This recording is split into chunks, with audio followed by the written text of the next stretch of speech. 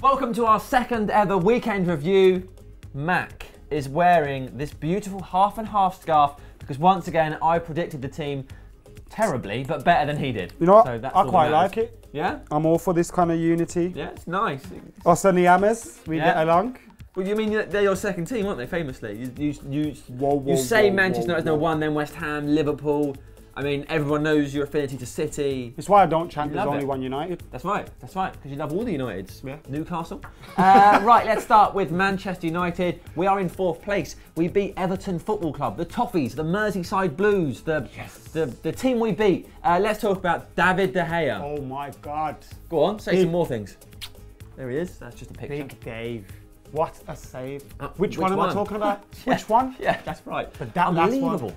Oh my God. Penalty. Like the ball come through the crowd, I thought, I was just about to walk out to go do fan cams. And I thought, oh no, the whole mood's going to change now.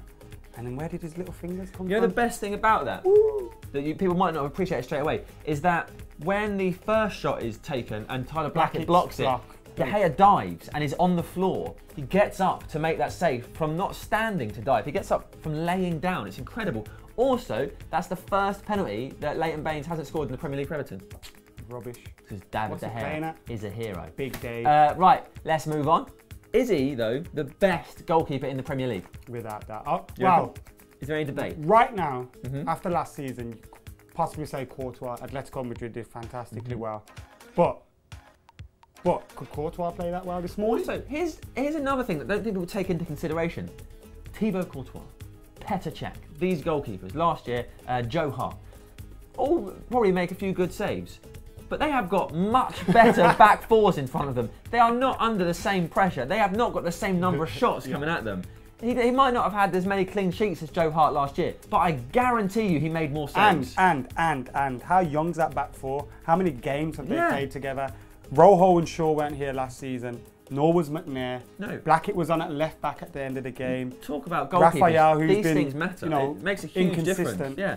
But amazing. knowing when to come and when to wait and trusting your back four. From 3 in the back, 4 in the back, 5 in the back. Doesn't matter. We got Dave. He's an unbelievable goalkeeper. Right now, Radamel Falcao, match winner, scored his first goal. We all went mental. How good was that? It's coming handy, hasn't it? What's that? Anything you want to add other than a little sing? At one point, just before he scored, I started thinking, this isn't our day. Everton are going to score. Falcao's not going to score. We're going to go into the international break without him scoring, and it's going to become a thing. He never went to and then thing. What happened? He scored the winner. Is he celebration? It's yet to come. Yeah, a lot of people will have pointed out that Radamel Falcao is sort of the #1 football mercenary in that he has chased the money a bit in his career.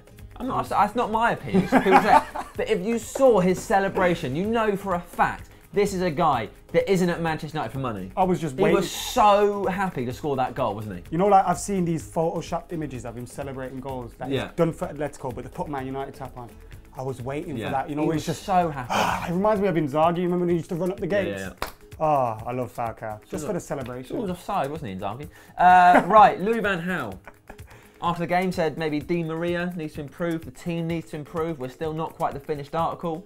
That Falcao will be better after Christmas. What do you think of those comments, Adam McCullough? I agree. I like what he said in the sense that he's saying these things, but he's not saying, we need to make 1 million signings. These players just won the league, but they're not good enough to win the league or even challenge for the league. He said, we're playing well, we're in the top 4. What's going to happen when we get better? And that's exactly the truth, because I think Di Maria he's been there for 4-5 games. Yeah. And he's like, he already dictates the tempo of what we play. Yeah. When he goes quiet, which he has done around the 60th minute mark of most games he's played, we go quiet. Saw it against Everton, West Ham, we sat back. Donny made a good point in his fan cam. Why did we bring Fellaini on and just stick him next to Blind and then we had 2 holding midfielders and we allowed them to press onto us. I know we were under the cosh, but I think that invited the pressure a little bit. Yeah, it did a bit, didn't it? And we did the same against West Ham. When we went down to 10 men against West Ham, like, when you got 10 men, you got a particular lead, but we were substitutions were quite negative. And instead of going, we'll take the game to West Ham, best form of defence attack, we just went, right, have a go for the next half an hour. We're going to try and not let you score. We got Big Dave behind us. We did it, but it feel like Paddy McNair and Rojo, feel safe. He's got my back. Right, let's move on to man of the match. The official man of the match was Angel Di Maria. Matt, who should have been man of the match? Was it Michael Owen who picked that? Yeah, because they make their decision after 80 minutes. I don't know why anybody does this, and everyone does it. They go, man of the match, go on. There's 10 minutes of the game left. Anything can happen in that time. And by the end of the game, Michael Owen's going, oh, I'd like to change now. I'd like to make it. Imagine if all Man United games were decided after 80 minutes. Yeah. You wouldn't have won anything. You could be losing 2-0. Someone steps up and scores a hat-trick in those last 10 minutes. You're going to want to give that guy man of the match because he's made the biggest difference. But you go, well, I can't. I've given it to the other team's guy. Did all right until he made all those mistakes in the last 10 minutes. He scored an own goal. Got sent off. Got sent off. Yeah, it doesn't make any sense. So Stupid this guy was obviously man of the match. Di Maria said it after the game. Good. Right, let's move on to the rest of the Premier League. Arsenal versus Chelsea. Come on. Wenger versus Mourinho. Oh, it was like funny. Rocky for pensioners. What did you make of it? Like celebrity death match, isn't it? It's ridiculous. Let me at him, let me at him. It's like Scrappy do. It's like someone I loved it though. Two worms like, each other. I loved that it was Wenger that started it. Like the most calm guy. He never normally sees anything. It's my mic, sorry about that. Go on. He never normally sees anything. But this time he was on it and he went for him and I was like, is that Wenger? When I heard that, a scuffle, I thought Mourinho went for him. And see Wenger do that. Yeah, Wenger stormed into the technical area. Mourinho's going, get out, this is my technical area. And Wenger's like, I'll do what I want. But if the FA don't do anything, it's a bit unfair because if Mourinho done that to Wenger, imagine the uproar that would be happening right now. Do we think it's unbelievably embarrassing? Is that worse when managers scuffle than when players scuffle? I love foolishness, so I love watching it. Thought but it was if there's kids at a game, pathetic. Not that I've got any. If I took a kid to a game, you don't want to see that. I think this and plus, it tells the players that they can go wild as well. You had the assistant managers then had a go once, but the managers had a go. Now we're going to have a go. It's just, well, you have the people that like fill the water bottles up, going, your water's rubbish. The water's gritty. It's too viscous. I wouldn't mind having a fight with Chelsea's physio though. Oh yeah, Team right. Doctor, I believe you're talking about. And this misogynistic attitude isn't going to promote women's sport. It's no good, Matt. She's not an object. I'm gonna rumble. She's not an object. Right, let's talk about Ozil Fabregas. Who's better? Ozil. Okay. Gary Neville says that Fabregas is like Scholes, Xavi, Iniesta, Zidane, a generation-defining midfielder, and he's in that bracket. Do you agree? I think he's one of the best midfielders we've had in the Premier League. But I think, like what we were saying earlier, he went to Barcelona. Gary Neville's trying to say he is a Xavi, he is an Iniesta. When they were on their way out of being their best at Barcelona, he couldn't replace them. So what does that say? I do think he's got more goals in him than maybe they have, and he can play fantastically well in the Premiership. He's a Premier League central midfielder and he's got it here. But on a worldwide basis, I don't think he's in that category. He's only 27. It's time for him to get there. And he's obviously a fantastic footballer, but he's nowhere near the level. But if he continues as he is, and we hate to say it, Chelsea are building a fantastic team. And if he can keep going and get, I hate to say they could win a couple of leagues, Champions League. If he had the ability of Iniesta, he would have taken his place or been in the team a lot more. Barcelona wouldn't have been happy to sell him. And they nearly sold him to us last year. Like, that'd have been nice. Let's move on to the bottom three. Do we wait. Ozil. Yeah, go on. Ozil's better than him. But he got catfished by Arsenal. Absolute catfish by Arsenal. Must have been watching all these videos of Arsenal. Henry, Bergkamp, Ian Wright, and he must have thought. Catfished? He must have thought, haven't you watched Catfish? Don't worry about it, I'll tell you later. And he must have thought. Other people. He must have thought, I'm going to Arsenal to feed these great strikers. He goes there, turns up to training, sees Giroud, and Sanogo. He's delighted. Catfished. And he gets a pound to win. Sorry, Sam, carry on. I was going to say, the bottom three, we've got Newcastle, Burnley, and the QPRs. Do you think any of them will get out of there? Have you heard about Falcao called them? Queen's Park Rogers. Yeah, they're playing like it at the moment. It's their official name. Roger Rabbit in goal. Conceded left, right and centre. I think Roger Rabbit would be an exceptional goalkeeper. That guy's got movement. Come on. Do we think any of those clubs have a chance of getting out?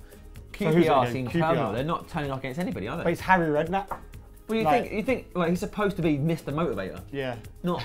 Got a funny image of him with Lycra doing all this. But he should be able to get the best out of players, and so far they haven't turned up at all. They've got no spine. I think. They've got no background. They've got no bite. You expect players like Rio Ferdinand, and I mean, he's had such a fantastic career, and he's probably thinking, the last 2 years of my career, what has happened? I'm sitting here in front of QPR, getting absolutely annihilated. I was playing for Moyes last year, getting absolutely annihilated. I was winning Champions Leagues in 08. What's going on? He must be thinking, where am I? But I think QPR, they could always pull it around. You got Harry Houdini, but I think Burnley will definitely go down. Okay. Great goal though by Ross Wallace. Yeah, amazing. Free kick last minute. Let's talk about Newcastle. Sackpardew.com. My What do you topic. think? Do you think he still have a job? Why has he still got a job? What do you think of the fans? What do you think of the kit? In general of Newcastle, I have this opinion that they remind me of England fans. They haven't won anything for 50 years almost, and they still expect to win things year in, year out. And I think with Newcastle fans, they have a big stadium, they have a lot of support in Newcastle. Fair enough.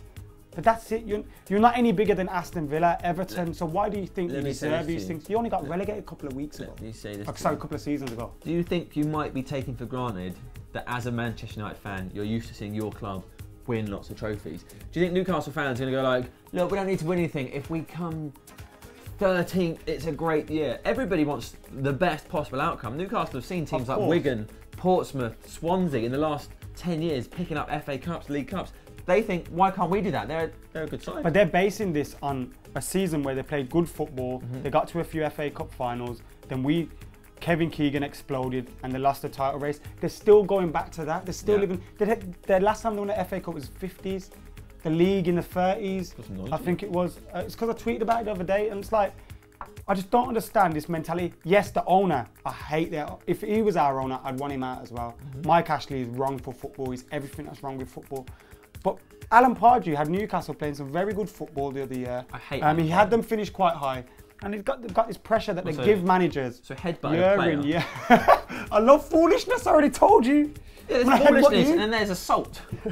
It's grievous bodily harm. It's all the same. Got to headbutting people is... Yeah, but okay. But every manager, any manager they have, they put unfair pressure on him. Why are you if you get mid-table, you're mid-table, that's I'd like it. David Moyes take that job. I think he'd do well. I think he could Good luck. reinvigorate David Moyes. I think he deserves that chance. You want attacking football? That is it. That is our weekend review. Let us know what you thought. Write down below your opinion to the weekend. I mean, technically, you should be wearing that to the end. No. We'll have another bet this week and you'll lose again, 3-1. Let us know what you thought. Write down below. Subscribe to Full Time Devils. Comment, like, and share this video with your mates because they'll want to watch Adam in that silly scarf. Do it.